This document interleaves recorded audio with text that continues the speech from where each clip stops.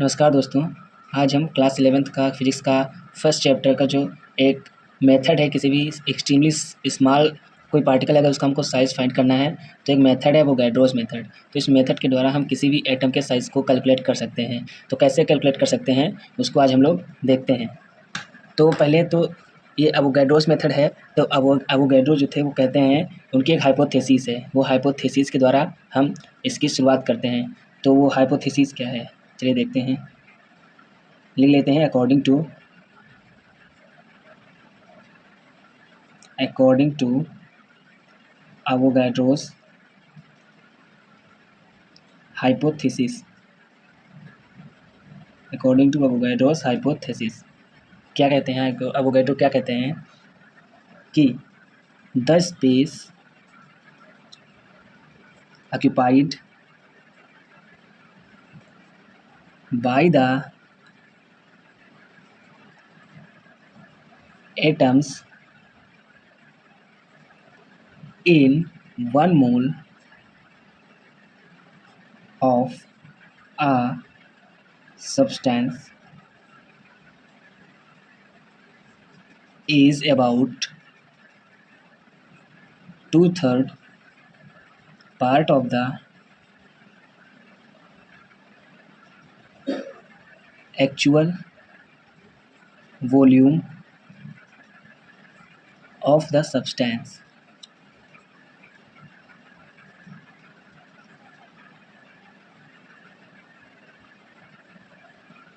यानी क्या जो अवोगाड्रोस हाइपोथेसिस है वो क्या कहती है कि the space occupied by the atoms in 1 mole of a substance, एक मोल में, किसी भी एक मोल के सब्सटेंस में जितने भी एटम्स होते हैं उनके द्वारा जितनी स्पेस ऑक्यूपाई की जाती है उस पूरे सब्सटेंस में, वो जो स्पेस होती है वो पूरे सब्सटेंस के वॉल्यूम का सिर्फ 2/3 पार्ट होती है।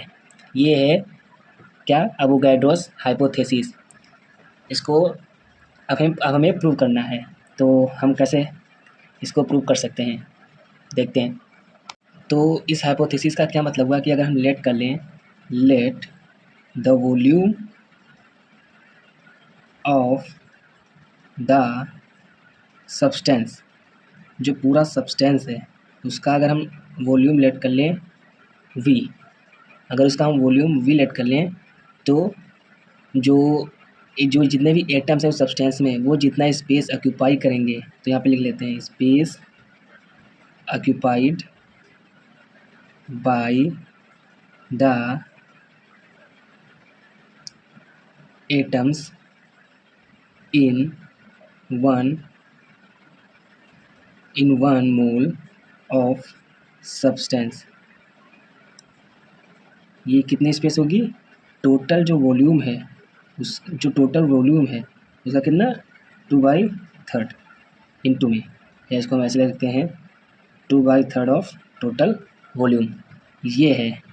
ठीक है, यानी जितना टोटल वॉल्यूम है किसी भी सब्सटेंस का, 1 मोल सब्सटेंस का। ठीक है, लेट द वॉल्यूम ऑफ, यहाँ पे आप लिख सकते हैं 1 मोल, 1 mole of the substance is equals to V. So space occupied by the atoms in 1 mole of substance is equals to 2/3 into total volume of the substance। Okay, आपको इतना कर लेना है।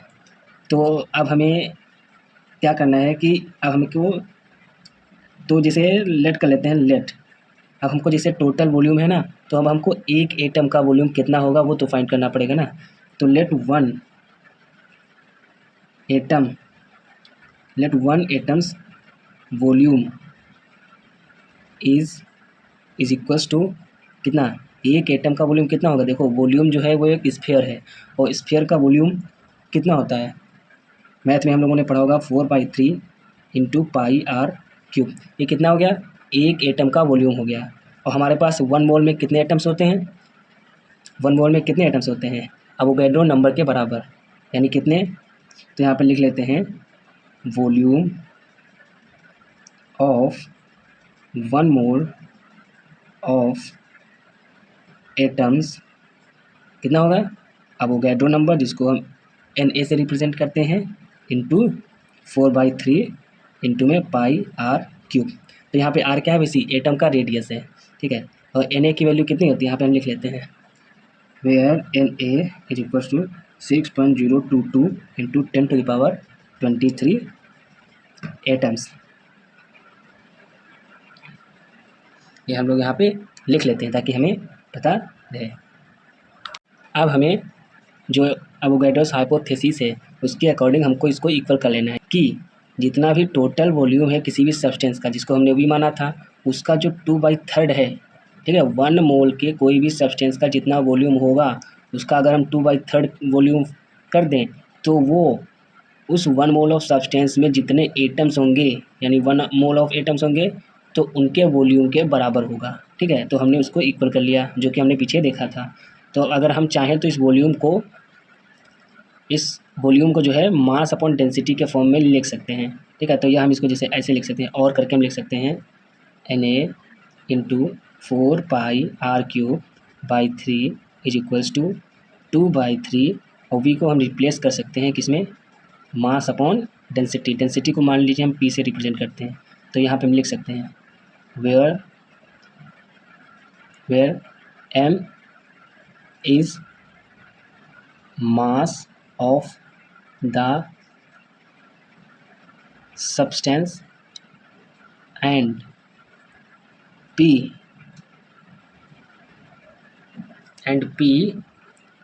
is the density of the substance। आपको इतना याद रखना है कि जो सब्सटेंस है उसकी कितनी क्वांटिटी है, 1 मोल। आपको डिफिनेशन जो है एवोगैड्रो जी की वो आपको ज़रूर याद रखनी है। और ये जो आपने रिलेशन लाया है ना, इसमें सबसे जो मेन है वो बस यही रिलेशन है, यही।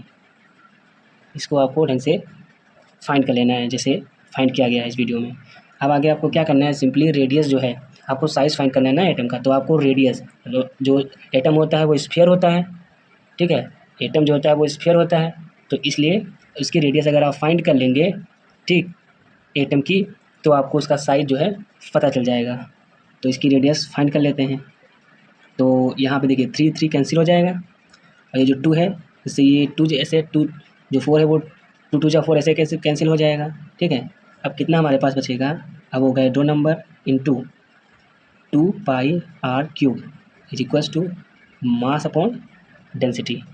ठीक है, तो यहाँ पे देखिए r³ को हम यहीं रहने देते हैं, और मास अपॉन डेंसिटी इधर है ऑलरेडी, और यहाँ से r³, तो यहाँ पे ये 2π है इंटू में, वो यहाँ पे अपॉन में चला जाएगा 2π।